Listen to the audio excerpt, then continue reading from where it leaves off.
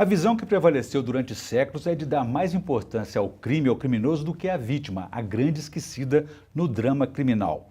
Qual é o papel dela e como tem sido tratada? Como são reparados os seus prejuízos? Ela é sempre inocente? Este é o principal tema de hoje do Pensamento Jurídico, uma produção da Associação dos Magistrados Mineiros, a AMAGES. Para falar sobre o assunto, nós vamos conversar com o professor Leonardo Monteiro Rodrigues, que é membro do Conselho de Criminologia e Política Criminal do Governo de Minas Gerais, professor de Direito Penal da PUC Minas na graduação e pós-graduação. É também coordenador da coleção Ciências Criminais, já no 5º volume.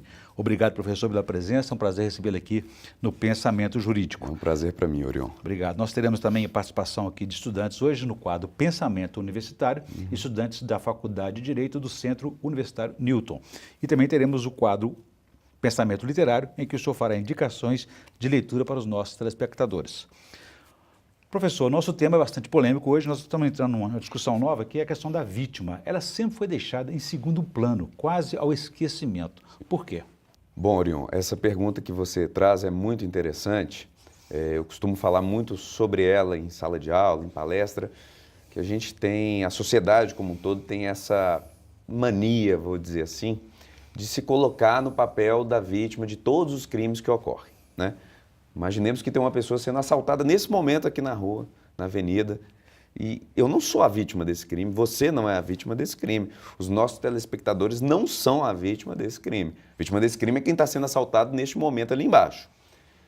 O problema é que a gente, se colocando nesse papel de vítima, cria uma certa angústia, uma certa raiva, uma certa necessidade de punir.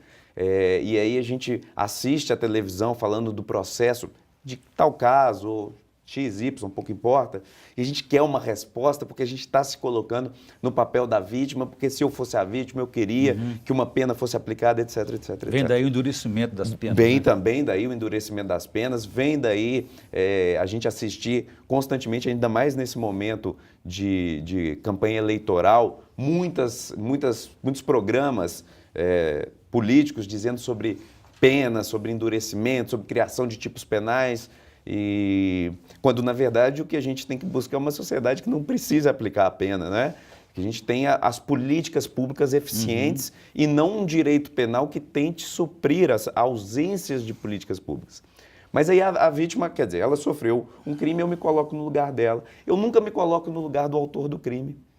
Eu estou sempre distante dele. Eu falo isso, os alunos às vezes falam assim comigo: mas professor, e se a vítima fosse sua filha? E aí eu respondo da seguinte forma: e se o autor do fato fosse o seu filho? Você queria um processo justo para ele? Um processo que ele pudesse se defender e ao final, se for o culpado, aí sim, responder uma pena. Mas não, a gente sempre se coloca nesse papel de vítima. Mas você não acha cuidado. Mas você não acha que é importante também dar atenção para a vítima? Porque todo o sistema penal, ele é voltado para, digamos, para perseguição ao criminoso. Às vezes falhamos nisso também, nunca é bem sucedido. Sim. Depois vem a punição, também é outra falha, porque o sistema prisional não resolve. Claro. Enfim, a lesão ficou com quem? Com a vítima. Sim. Não é ela que deveria ser reparada, porque tanto é que, uma vez condenado, até o INSS paga um auxílio reclusão para esse detento. E a vítima? Muito boa pergunta também. É mais uma questão do dia a dia que a gente ouve muito. Então, vamos por partes. O auxílio reclusão, por exemplo, ele é pago somente para aquelas pessoas que foram presas e tinham carteira assinada. Estavam trabalhando. Estavam trabalhando. Você imagina qual é o percentual disso dentro do sistema carcerário? Quantas pessoas estão presas que tinham carteira assinada? É um mínimo do mínimo, não é? Até porque nem trabalharam na vida, né? Sim, e então assim, aí já há esse mito na sociedade de que o preso está recebendo o auxílio reclusão, quer dizer, todos estão recebendo, é uma coisa maravilhosa, eu quero ser preso para receber o auxílio reclusão. Não é assim que funciona. E ele não é para o preso comprar droga dentro do presídio. O auxílio reclusão é para a família do preso poder sobreviver. E aí as pessoas trazem muito isso. E o policial e a vítima do crime, o Estado não faz nada por eles. Realmente a gente precisa ter um cuidado maior. Certíssima a sua ponderação. O Estado precisa tomar conta mais do policial vítima, da própria vítima do crime, criar meios, mecanismos. Mas isso não quer dizer que o auxílio reclusão está errado. Sim. Veja, há um problema de ambivalência de foco, nisso. Né? De foco. Quer dizer, se o policial não recebe, então está errado o preso receber. Não. O que está errado é essa Sim. ausência de cuidado do policial ou da vítima, né, no papel O senhor ainda do falou ato de criminoso. campanha eleitoral, por exemplo, isso põe até em xeque a questão dos direitos humanos, né? Claro, porque há essa confusão, assim, os direitos humanos é o direito do preso, o direito dos manos, né, como se fala por aí. Não é isso, os direitos humanos são para todos aqueles que estão numa situação de fragilidade. É o deficiente, são as minorias, o preso, né, a mulher. O encarceramento feminino é uma questão muito debatida hoje. E a vítima, sim, precisa ser olhado com mais carinho, mais cuidado. A questão da vítima, isso é inquestionável. O que a gente não pode é acreditar que o resto está errado. Muito bem. Professor, vou fazer um intervalo. Gostaria que no próximo bloco o senhor contasse para a gente o que precisa mudar no sistema para que a vítima também seja incluída no processo e também na assistência ao tal direito. Perfeito. A gente volta então em instantes.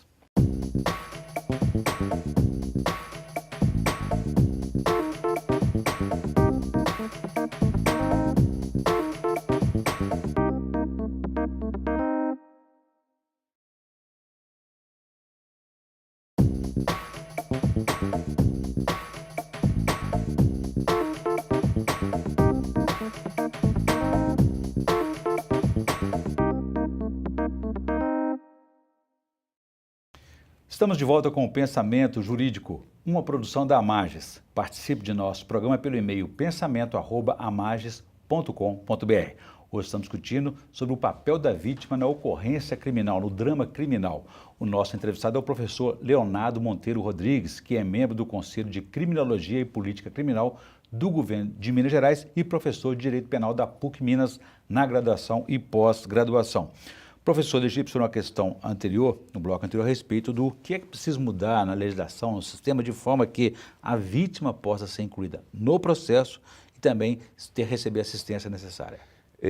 Veja, Orion, a gente já tem esse movimento acontecendo na medida do possível dentro da nossa sociedade, como a própria Lei Maria da Penha, né? A própria Lei Maria da Penha, ela dá um empoderamento necessário. Violência doméstica, no Sim, caso. Violência doméstica à mulher dentro do âmbito ali do Aí você se relacionamento. refere às medidas protetivas, Sim, de afastar o agressor? Sim, as medidas protetivas e a própria questão, hoje nós temos também o feminicídio, né, que veio como uma resposta social.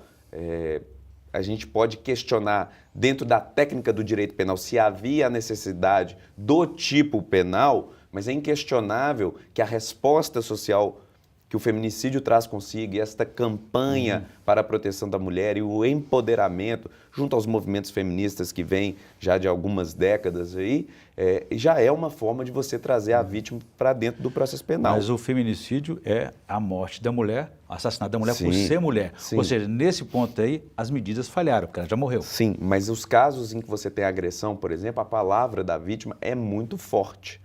Muito forte. Hoje, você acaba tendo condenações com base exclusiva na palavra da vítima. O que, por um lado, é muito bom, sem dúvida, é muito bom porque você tem essa proteção efetiva e eficaz à mulher dentro daquela questão que ela está passando, um problema com o relacionamento e tudo mais. Mesmo que seja uma provocação, uma simulação?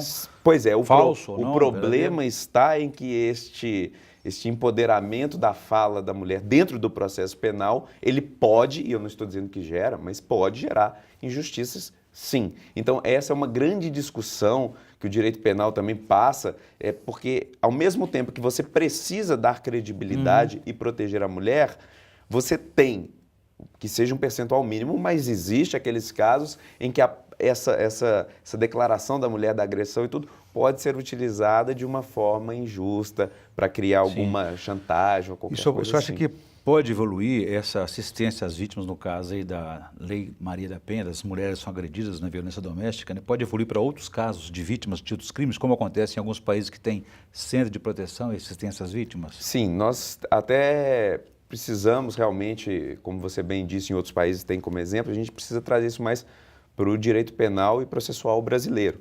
Mas uma coisa importante, Orion, é entender que o papel do processo penal, a vítima, ela sempre será secundária, porque ali é quando o fato já ocorreu e você tem alguém que está sendo julgado e poderá ser aplicada a pena mais dura do direito, que é a pena de prisão.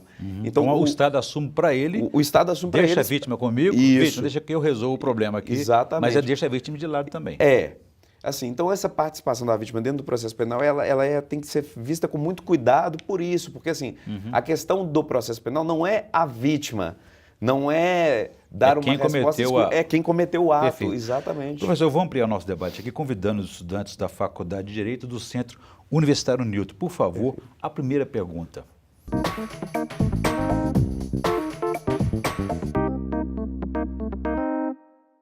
Qual o seu entendimento sobre a desvalorização da vítima? Lara, obrigado pela sua pergunta. Bom, como eu dizia aqui para o Orion, a gente realmente precisa ter mecanismos mais eficazes de proteção à vítima, né, de resposta à vítima. A única coisa que a gente tem que ter um cuidado é que essa resposta não tem necessariamente que vir dentro do processo penal, porque o processo penal ele é uma garantia de proteção aos direitos fundamentais do acusado, para que ao final, se ele realmente for culpado e todas as provas assim demonstrarem, ele seja devidamente punido. Mas não é neste âmbito que eu acredito tem que ser feita essa reparação, esse cuidado com a vítima. Mas ele é necessário sim. Não há dúvida que o Estado ainda precisa buscar mais mecanismos, assim como no âmbito da Lei Maria da Penha a gente tem a questão das medidas protetivas. No seu entendimento, a vítima recebe apoio pelo poder público e pela sociedade? Bom, Lara, respondendo esse seu segundo questionamento, não, a vítima não recebe o tratamento adequado pelo Estado. E se a gente pensar, inclusive, for ampliar quem é a vítima, porque nós temos a vitimização primária, secundária, terciária, que entra não só a vítima do crime, né, como entra o policial militar, eventualmente até o próprio preso como vítima do sistema carcerário. E você tem até, se a gente quiser ampliar mais esse debate, a questão dos professores como vítima na sala de aula. Veja, essa falta de empoderamento dos professores, né? Os professores se tornaram reféns dentro das salas de aula. Qual a influência da vitimologia no nosso ordenamento jurídico atual? Olá, Daniel. Obrigado também pela sua questão. A vítima influencia no ordenamento jurídico pátrio, assim como o exemplo da Lei Maria da Penha, né? Todo aquele envolvimento que houve em razão do crime ocorrido contra a Maria da Penha, que trouxe essa legislação, e houve essa mudança do ordenamento e do próprio entendimento dos juízes, dos tribunais superiores, com relação a esses mecanismos de medidas protetivas e da necessidade de que eles fossem realmente eficazes e protegessem, de fato, as vítimas da Lei Maria da Penha. Muito bem, agradecer então a participação dos estudantes da Faculdade de Direito do Centro Universitário Newton. Professor, a gente tem falado muito sobre a questão do papel da vítima, né? É diferente, para esclarecer para a gente, a vítima da pessoa ofendida, da pessoa lesada? Tem diferença nisso? A vítima e o ofendido, né? O lesionado. Essa pergunta também ela é bem plausível. A gente que trabalha no processo penal, no dia a dia, às vezes vem na capa do processo, vem os dados, né? Do fato, o tipo penal, o autor do fato e a vítima. E algumas vezes você lê lá, o Estado. Isso me causa um certo espanto, uma certa estranheza. Não é aceitável o Estado como vítima, não? Mas é muito estranho você pegar, por exemplo, um crime de tráfico de drogas. Vítima, o Estado. Esse ente intangível, subjetivo, que ninguém nunca viu pessoalmente, nunca conversou com ele. É como se o processo quisesse resolver um outro processo de política pública. Exatamente. Mas esse é o grande ponto hoje do nosso direito penal e processo penal.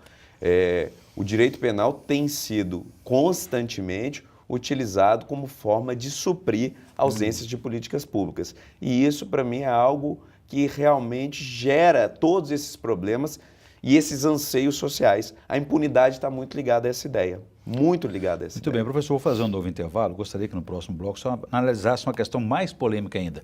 A vítima pode ser responsabilizada, cúmplice da ocorrência de um crime? Só responde, por favor, no próximo bloco. A gente volta em instantes.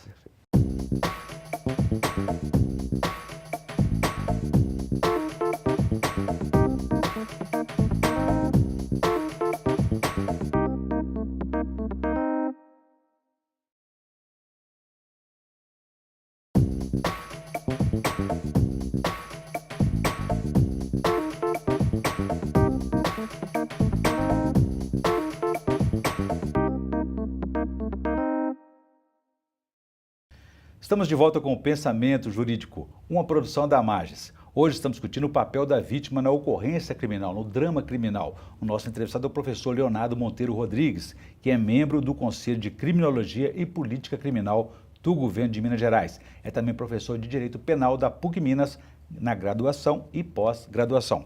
Professor, deixei para o senhor uma questão polêmica no bloco anterior a respeito desse papel da vítima. É uma discussão bastante controversa e polêmica, como disse, a respeito do papel que ela possa ter na ocorrência criminal. Ela pode ser responsabilizada ou até cúmplice por essa ocorrência? Essa pergunta sua, Orion, ela é muito problemática, né? E tem que ter um cuidado muito grande quando responde para não ser mal interpretado.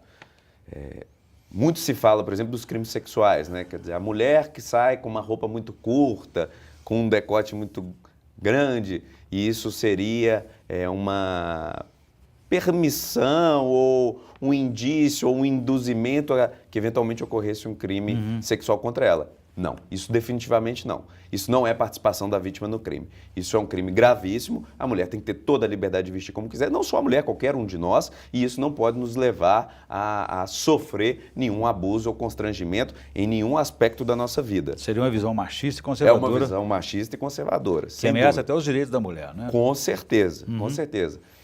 Das mulheres, mas também, né, dos transexuais, dos homoafetivos e todos os gêneros. Enfim, as pessoas são livres e eu falo muito que o direito penal não pode interferir na liberdade das pessoas desde que eu não esteja afetando a vida de outro, né?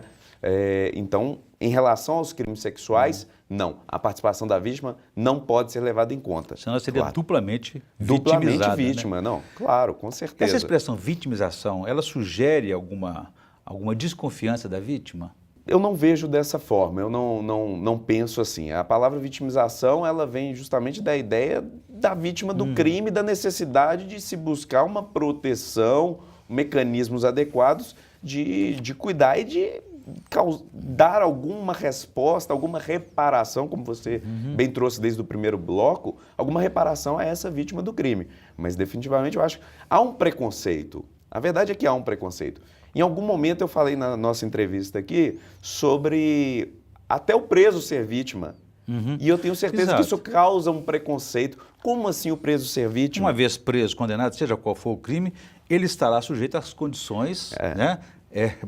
Incríveis, né? Mas assim, chamam-se de masmorras, inclusive das penitenciárias nossas. Quer dizer, ele não tem condições de se recuperar e de cumprir a pena dele em condições dignas, corretas. Isso também é a forma de ser vítima. Sem dúvida. E é isso que a sociedade tem que começar a compreender um pouco mais. Quer dizer, ninguém está aqui defendendo a impunidade, ninguém está aqui defendendo o preso como uma pessoa do bem, alguém que não fez algo de mal.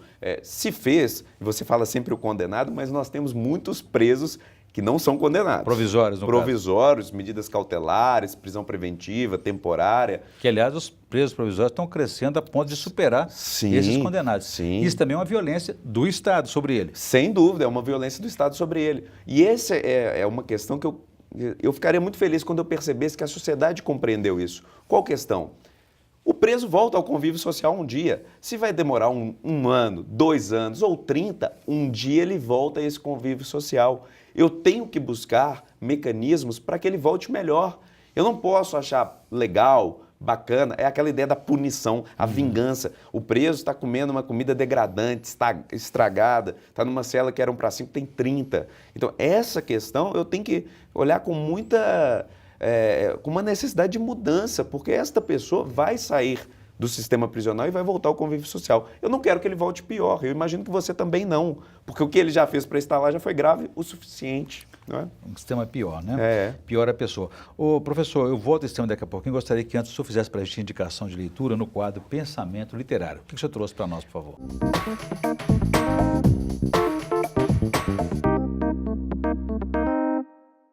A coleção Novas Tendências das Ciências Criminais, em que a gente publica teses de doutoramento e dissertações de mestrado na área das ciências criminais. Nós estamos no 5º volume e eu trouxe hoje o volume 1, Lavagem de Dinheiro e Imputação, Seus Limites e Possibilidades no Estado Democrático de Direito, da professora Daniela Villani Bonacossi Rodrigues, lá da PUC Minas, e que traz uma questão interessante, que é essa ideia do Estado Democrático de Direito, que tem perpassado tanto pela nossa discussão. Porque esse é o grande ponto, né? O Estado Democrático de Direito. Que nunca pode ser, né, esquecido. Né? E que tem como base o princípio da dignidade da pessoa humana como seu maior pilar. Professor, boa indicação. Agora, voltando a essa questão aqui, o senhor falou há pouco aqui do fato de a vítima se colocar em risco. Como é que é isso? Ela pode provocar um crime? A questão da autocolocação em risco, né? O direito penal não pune a autocolocação em risco. Que isso fique muito claro. Então, tentativa de suicídio não é crime. Autolesão não é crime. Mas, por exemplo, imagine a seguinte cena.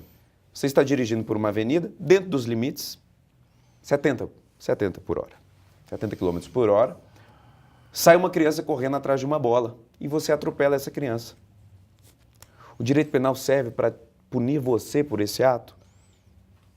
Numa outra situação que você atropela deliberadamente uma pessoa, sem dúvida. Mas nesse caso, houve uma autocolocação da vítima em risco, por mais trágico que seja. Claro, é muito trágico, né? Mas o direito penal não se presta a isso. Agora, a participação Cada caso tem que ser interpretado. Cada caso tem que ser interpretado. A questão do consentimento da vítima para alguns crimes serve em determinados crimes, mas não serve em outros. A questão do estupro de vulnerável. Praticar ato sexual, libidinoso ou conjunção carnal com criança, por exemplo, com menor de 14 anos. Há uma presunção de violência, ainda que haja o consentimento. Ou seja, um adolescente de 15 anos que pratica uma relação sexual com uma adolescente de 13 anos. Há uma presunção de violência por parte dele. Ainda que ela tenha consentido, há uma presunção de violência. Caso ela tivesse mais de 14 anos, não haveria essa presunção de violência. Mas é claro que o julgador ele precisa estar sensível às questões do dia a dia. Outro dia eu me deparei com um caso, não atuei, mas vi o julgamento e achei muito interessante a sensibilidade da juíza, aqui na capital, inclusive, de Minas Gerais. O caso era um rapaz, adolescente, teve uma relação sexual com uma menina menor de 14 anos. Acho que na época ela tinha 12 anos e ele devia ter seus 15, 16 anos. O fato deve ter uns 6, 7 anos. Eles constituem uma família desde aquela época, já tem um filho, inclusive, e se você for levar ao pé da letra da lei, ele deveria ter sido condenado, porque a presunção, não há o consentimento não é permissivo para a relação sexual naquele caso. Há presunção de violência, mas a julgadora foi muito sensível e verificou que dentro do caso, aquela menina e aquele rapaz tiveram e têm um relacionamento a longa data, que não poderia jamais, seria duplamente penalizado, né? Também, mais uma vez, quer dizer, você condenar e separar um pai de família numa situação dessa. Muito bem, eu conversei aqui com o professor Leonardo Monteiro Rodrigues, que é membro do Conselho de Criminologia e Política Criminal do Governo de Minas Gerais e também professor de Direito Penal da PUC Minas, na graduação e pós-graduação. Discutimos aí sobre o papel da vítima aí dentro dos estudos da criminologia no combate aí à criminalidade. Professor, obrigado pela entrevista. Foi um prazer recebê-lo aqui no Pensamento Jurídico. O prazer foi todo meu, Orion. Conte comigo sempre que precisar. Muito obrigado. Bom, nós ficamos por aqui. Se você quiser participar, escreva para pensamento@amarges.com.br. Obrigado e até a próxima.